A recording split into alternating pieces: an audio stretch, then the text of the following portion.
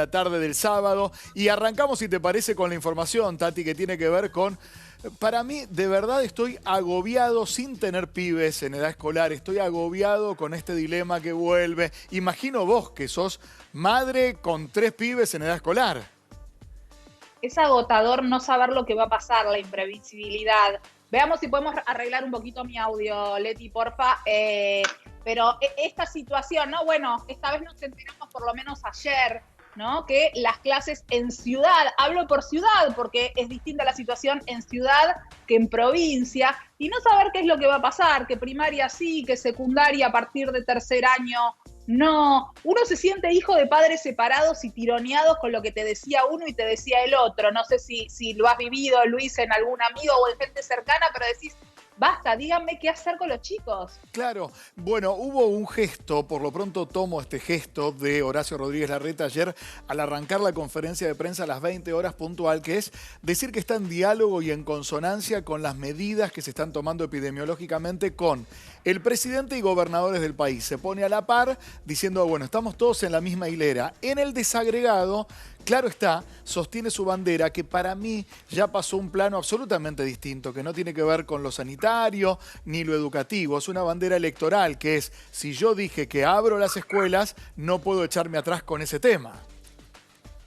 Sí, y ahí también un punto, ¿no? ¿Qué pasó la semana pasada en donde no hubo clases ni siquiera virtuales? Cuando se evaluaba esto de sacar a los chicos de las aulas y decíamos, bueno, ¿van a volver a la virtualidad? No, las clases, hay que decir, se agregaron 3 días al final del calendario y la semana pasada no tuvieron clases. Bueno, para hablar de este tema, Luis, si te parece, para entender cuál es la estrategia, lo que se viene, qué va a pasar con las vacaciones de invierno, está la diputada Victoria Morales Gorleri, que es justamente vicepresidenta de la Comisión de Educación de la Cámara de Diputados, así que te agradecemos mucho, Victoria, la comunicación. Muchísimas gracias a ustedes. ¿Cómo están? Qué linda tu perra. Sí, si hablábamos de educación, se puso a ladrar. No son el buen ejemplo de educación, mis perros. Victoria, pero te digo que en este año y pico mis hijos tampoco, es una lucha que estamos viviendo en todas las casas y lo digo desde un lugar de absoluto privilegio. Lo digo, bueno, 6. Estás como yo seguramente en una situación de mucho privilegio con chicos que cuando tienen educación virtual tienen los dispositivos, tienen las posibilidades, tienen padres que se pueden ocupar de estar presentes en esa situación, pero ha sido un año y pico muy difícil para todos. Claro que sí, la verdad que es tremendo y como bien decías, Tatiana, nosotros, muchos de nosotros tenemos el privilegio de tener ciertas condiciones, aunque hay dificultades también. Acá en casa con familia numerosa, que somos 8 integrantes, bueno, se cae el wifi, no alcanzan los dispositivos. Imagínate en una situación de país en donde el 50%, 57% de los niños y jóvenes en edad escolar están en situación de pobreza. Esa cifra aumenta al 70% en el conurbano, en el Chaco, en otras provincias, con lo cual la realidad es que la educación no es un hecho para la gran mayoría de nuestro pueblo, ¿no? Entonces es una situación crítica, muy trágica y que no es fácil de resolver. Victoria, le pregunto específicamente por cuál fue el motivo o el vector epidemiológico que en mi caso particular no logro ver, que impulsó al jefe de gobierno porteño con más de 3.000 casos por día a habilitar la presencialidad. Entiendo lo psicosocial, entiendo que no hay otra educación que no sea tan buena como el vínculo que se establece dentro de un aula, pero en este punto donde estamos parados, ¿qué fue lo que lo empujó en esta ocasión a abrir de nuevo las aulas? Yo creo que hay una multiplicidad de factores, ¿no? Lo primero que tenemos que tener claro es lo que marca la Constitución muy sabiamente en un país federal, en donde cada jurisdicción tiene autonomía respecto a algunos temas como la salud y la educación.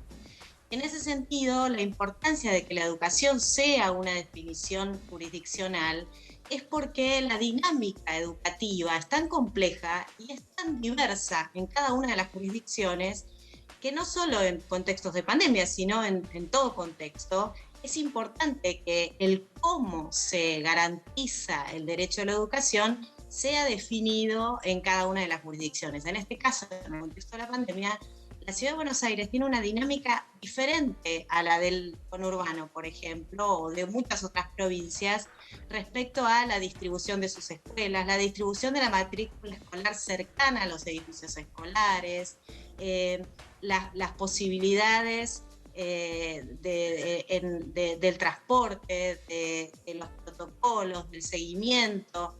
Entonces, la definición del jefe de gobierno tiene que ver con la que seguramente también tiene el presidente de la Nación y los gobernadores en sus distintas jurisdicciones, de que la educación es prioridad, porque es garantizar la educación hoy, es devolverles a los pibes la esperanza del presente, pero devolverle a la Nación la esperanza del futuro.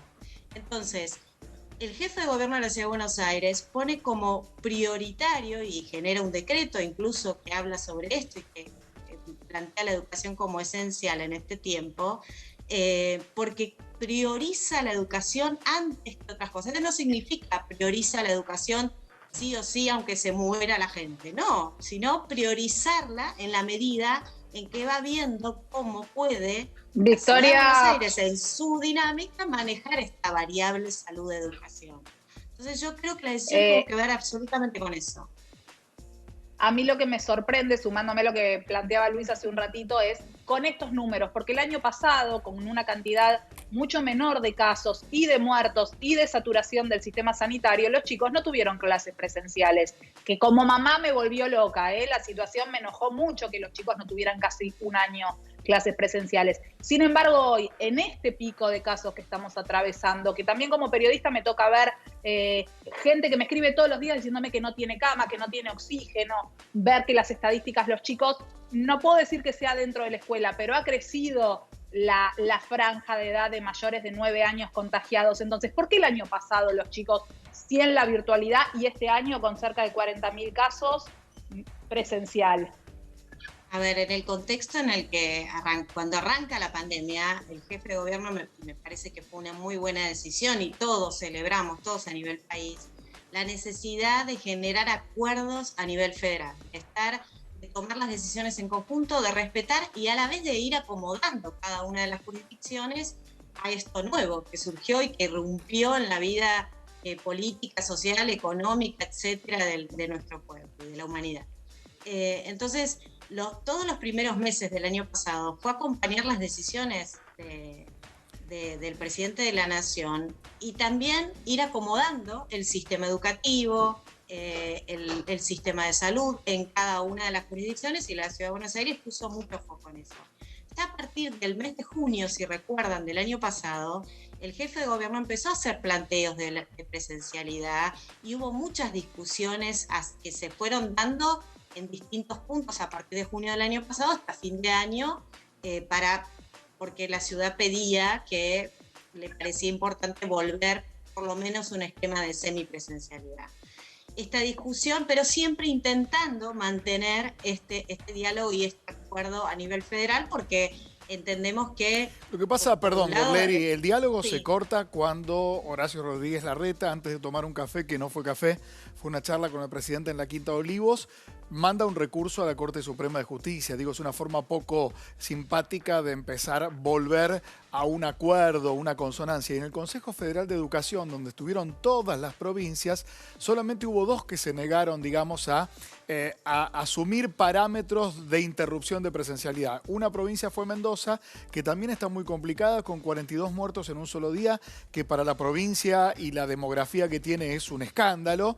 Y también la región del AMBA, que no es solo la capital, es capital y 7 veces más porción territorial de la capital en primer y segundo cordón del conurbano bonaerense. Digo, hay verdaderamente una comunicación entre el gobierno de la ciudad y distintos actores, distintas provincias, para ponerse de acuerdo en un parámetro, o la autonomía tiene que regir por arriba de los parámetros de los demás. A ver, primero que el Consejo Federal es un órgano de acuerdo, no es un órgano de decisión de política a nivel federal, ¿no? Cada gobernador tiene la autonomía de definición y eso lo acaba de ratificar también la Corte Suprema con este fallo. La decisión del Consejo Federal que no adhirieron la Ciudad de Buenos Aires y Mendoza fue ahora en el mes de marzo. Hasta ese momento la ciudad y todas las jurisdicciones fueron acordadas con discusiones previas. Yo soy parte del Consejo Federal, Sí. con muchas discusiones fueron adhiriendo. De hecho, el mismo Trota, en el mes de febrero, en el Consejo Federal de los primeros días de marzo, plantea la necesidad de la vuelta a clases. De hecho, se reabren en todo el país las clases por acuerdo del Consejo Federal. Ahora, luego de eso, viene el decreto presidencial intempestivo, el mismo día que a la mañana el ministro había dicho... Bueno, pero pasamos de 12.000, entiendo, pero pasamos de 12.000 a, en los últimos días, 40.000 casos a nivel federal, con mayor incidencia en Capital, Gran Buenos Aires, Córdoba, San Juan, Santa Fe, y ahora paliaron un poco los casos Salta y Jujuy. Claro, pero por eso vuelvo al principio. Luis, lo que vos decías es la cantidad de casos. Ahora, la cantidad de casos vos lo tenés que ir manejando. Cada gobernador lo va manejando según la dinámica completa de su vida social. La educación, el comercio, la economía, el transporte, un montón de variables que se toman en cuenta. La Ciudad de Buenos Aires prioriza la educación por encima de otras variables, cuidándolas, mirando dato a dato cómo mantener la mejor situación, cómo está el sistema de salud, etcétera, etcétera, y logra mantener la educación. ¿Por qué? Porque demuestra que además no es en la educación, en la presencialidad, un factor de contagio o de difusión del virus.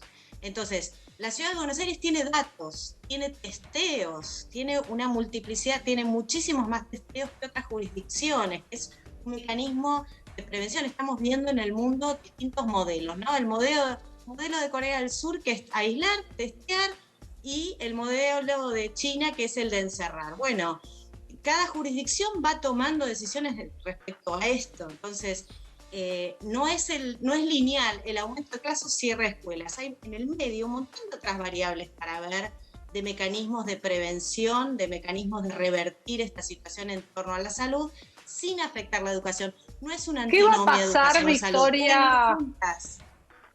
¿Qué va a pasar con las vacaciones de invierno? Porque uno también ahora se podría preguntar, bueno, porque si ya veíamos lo que estaba pasando en Europa, tuvimos las vacaciones de verano cuando los chicos podrían haber estado en el aula y haber liberado las aulas después cuando estábamos atravesando este pico. ¿Las vacaciones de invierno se van a adelantar para aprovechar esto? ¿Qué se está evaluando?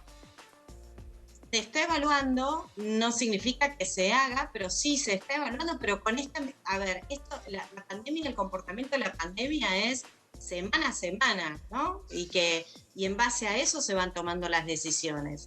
El jefe de gobierno ha manifestado ya que no es que va a haber sí o sí clases presenciales. De hecho, la semana pasada suspende 3 días y podría ser que adelante las vacaciones de invierno, y podría ser que más adelante por algún motivo se vuelvan a suspender las clases presenciales.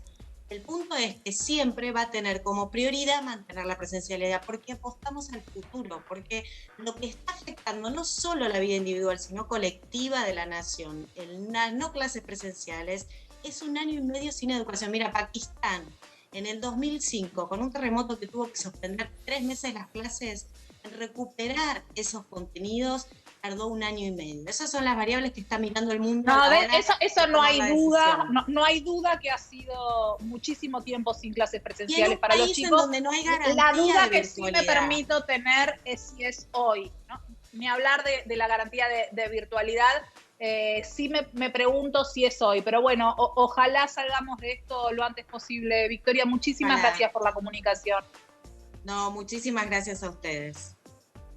Tati, un dato importante que ayer escuché a la mañana al ministro Fernán Quirós, que sugirió, o mejor dicho, avaló y acompañó en caso de que el jefe de gobierno porteño adelantara las vacaciones de invierno, teniendo en cuenta la ventilación cruzada que hay que ofrecerle a los pibes para que no se enfermen. Esto lo dijo ayer a la mañana, horas antes de la conferencia de prensa del jefe de gobierno porteño, Horacio Rodríguez Larreta. Y por otro lado, ya que hay problemas de, por ejemplo, tener dispositivos que son caros, las compus y conectividad, el Ministerio de Educación de la Nación ofreció dar las computadoras 6.500 gratis y conectividad gratis a esos pibes para que vuelvan a estar vinculados, porque como bien dijo recién la diputada Tati, el jefe de gobierno puede disponer la interrupción dentro de 15 días.